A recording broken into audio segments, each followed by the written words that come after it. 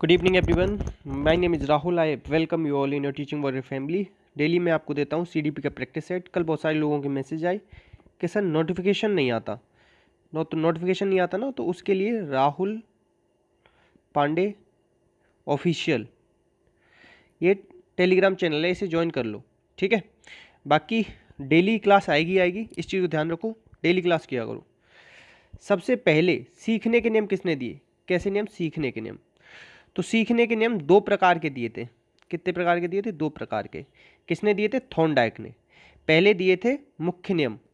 कैसे? मुख्य। दूसरे दिए थे गौण। मुख्य दिए थे इन्होंने 3, तत्परता, अभ्यास, प्रभाव। और गौण दिए थे 5। 5 कौन कौन से थे? अभिवृत्ति का नियम, मनोवृत्ति का नियम, और अभिवृत्ति या मनोवृत्ति एक ही था, आंशिक अनुक्रिया, बहु अनुक्रिया, सादृशीकरण और साचर्य। इस तरीके से 5 थे, याद रखना। पावलोव का प्रयोग किस पे? कुत्ते पर है। स्किनर का किस पे? चूहे पे और बिल्ली पे है। और कोहलर का किस पे है? कोहलर का है चिंपैंजी नामक, सुल्तान नामक चिंपैंजी पे, ठीक है, याद रखना।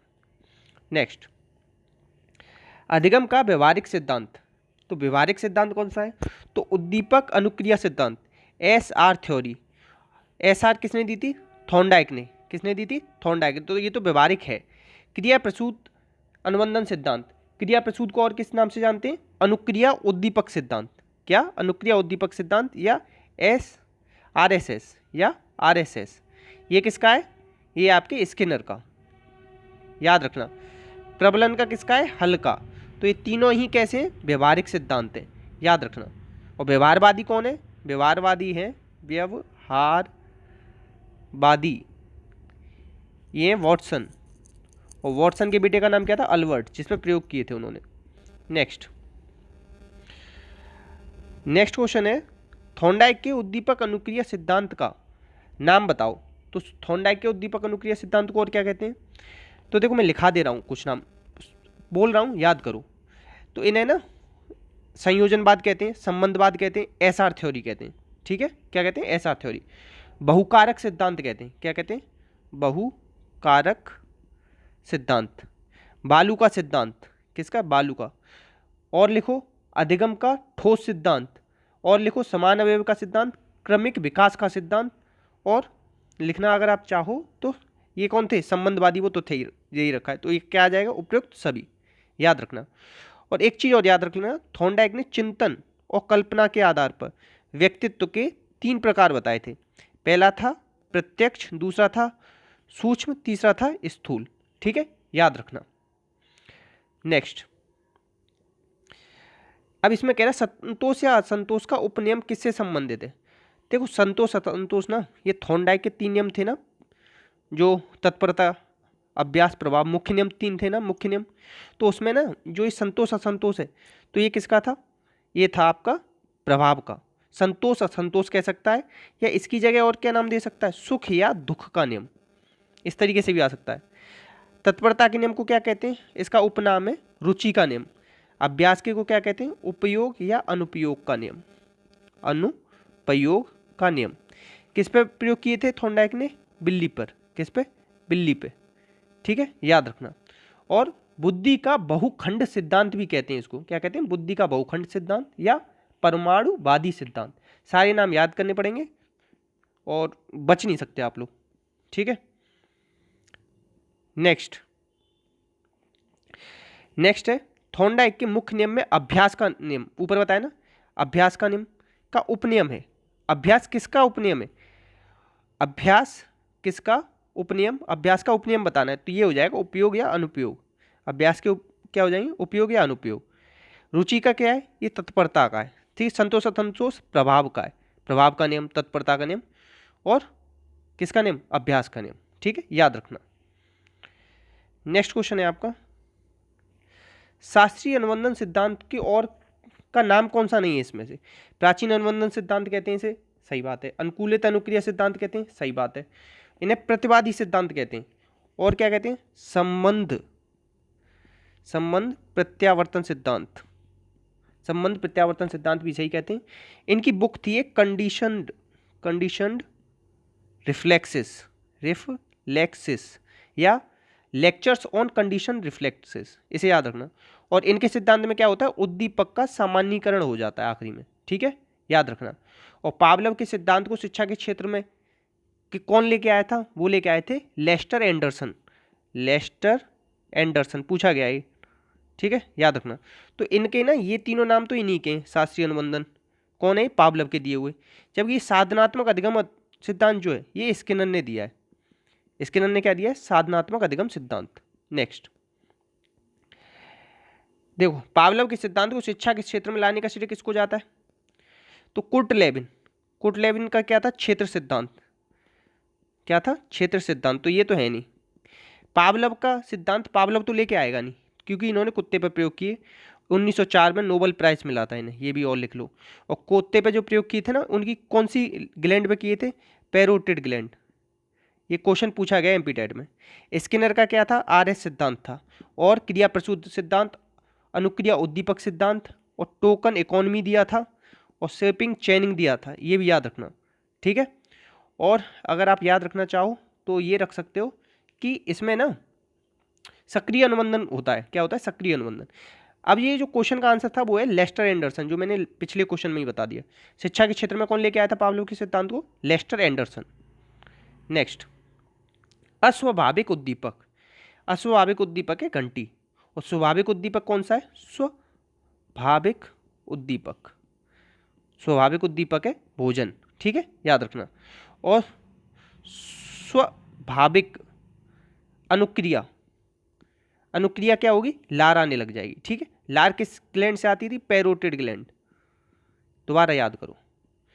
नेक्स्ट, धीमी गति से सीखने वाले बच्चों के अध्ययन के लिए अधिक उपयोगी कौन सा है, यह थॉर्नडाइक का सिद्धांत।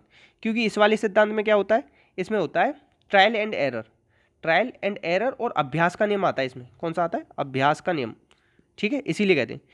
ब्रूनर का नियम कैसे, इन्होंने 3 स्टेजेस दी थी, इनएक्टिव, आइकॉनिक और सिंबॉलिक, ठीक है, 3 दी थी। कोहलर ने किस पर प्रयोग किए थे, कोहलर कौन थे, गेस्टाल्टवादी थे।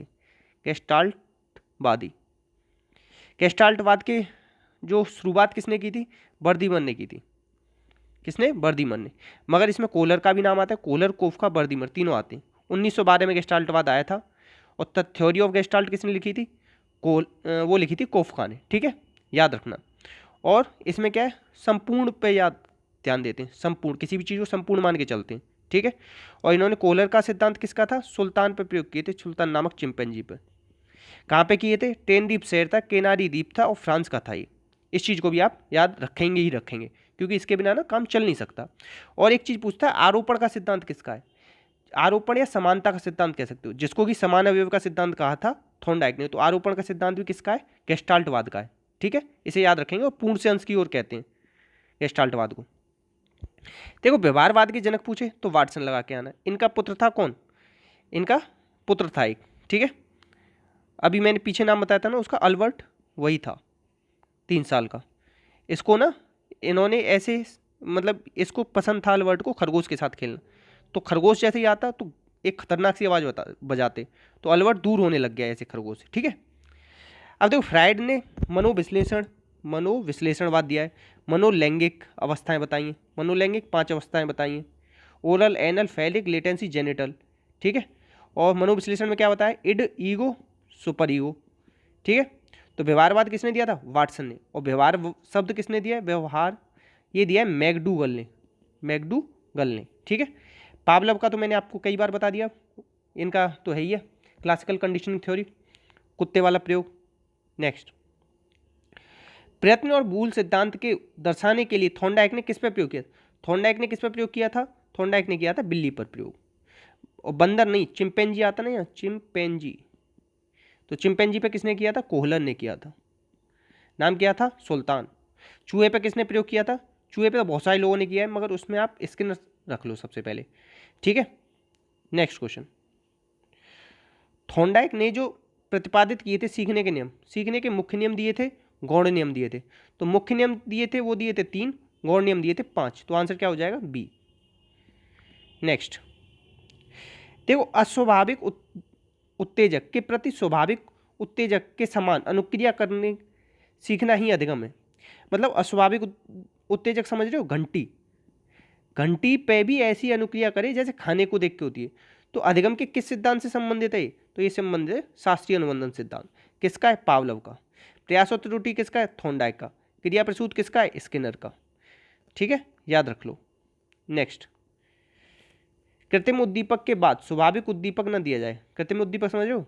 घंटी के बाद खाना न दिया जाए, आपको खाना ना दिया जाए।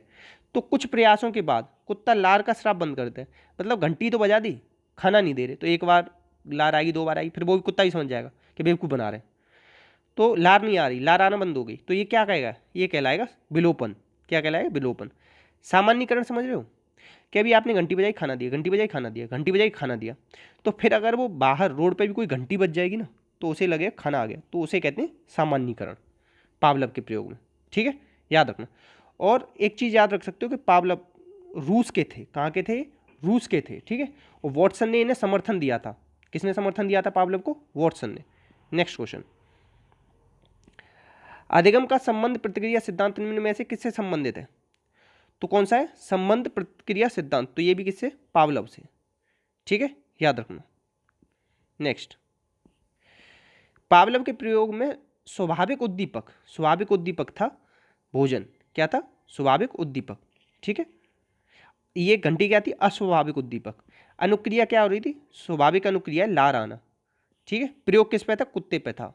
और जो भूख होती है ना कुत्ते की, उसे कहते हैं चालक या ड्राइव, इंग्लिश में लिख लेना। नेक्स्ट, बुरी आदतों को कैसे सुधार सकते हो? डांटोगे तो कभी कोई नहीं सुधरता। डांट अगर तुम्हें इतनी डांट पड़ती है घर वालों की, आज तक सुधरे कोई? मैं तो ना सुधरा, ना तुम सुधरे होगे। ये रियलिटी है, डांटने से कोई नहीं सुधरता, दोषरोपण से भी नहीं सुधरता। प्रलोभन देकर मतलब कि 10 रुपये ले जाओ, सुधर जाओ, कोई नहीं, और ज़्यादा बुरा हो गया। अनुबंध द्वारा अपने आप ही दिख रहा है कि ये तीनों तो ना नेगेटिव है। कैसे? नेगेटिव पॉजिटिव से आप निकालना सीखा करो आंसर। आंसर क्या हो जाएगा? सी। अनुबंध मतलब पावलव से रिलेटेड है। सबसे पहले पावलव ने ही शास्त्रीय अनुबंधन सिद्धांत दिया था, मतलब शास्त्रीय अनुबंधन सिद्धांत ही उनका नाम है, उनके सिद्धांत का।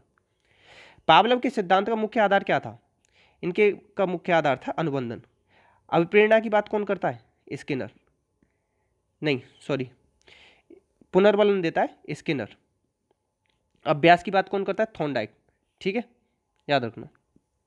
नेक्स्ट देखो, हर्गेन हान के अनुसार CS कंडीशनल रिस्पॉन्स और अनकंडीशनल स्टिमुलस के बीच कितना अंतर होना चाहिए? मतलब कह रहा है घंटी और खाना के बीच में जो अंतर होता है ना, कितना होना चाहिए? तो ये होता है 0.5 सेकेंड। नई इन्फॉर्मेशन होगी, लिख लेना, रीट में आया हुआ है। ठीक है, और रीट में कौन सा? पेपर 1 में आया हुआ है। नेक्स्ट, इतने ही क्वेश्चन थे, और प्लीज़ शेयर कर देना अच्छी लगी हो तो। मैंने अपना बेस्ट दिया है, बाकी रही आप लोगों की बात, कितना प्यार करते हो वीडियो को, क्योंकि सब कुछ आपके ही ऊपर डिपेंड है। अगर आप प्यार करोगे इस वीडियो को, इसे सराहोगे, दिल से लाइक करोगे, तो ऐसी वीडियो मैं ज़रूर बनाऊंगा। और ठीक है, बाकी प्लीज़ शेयर करना ज़्यादा से ज़्यादा। अपना और अपना ख्याल रखना। जय हिंद, जय भारत।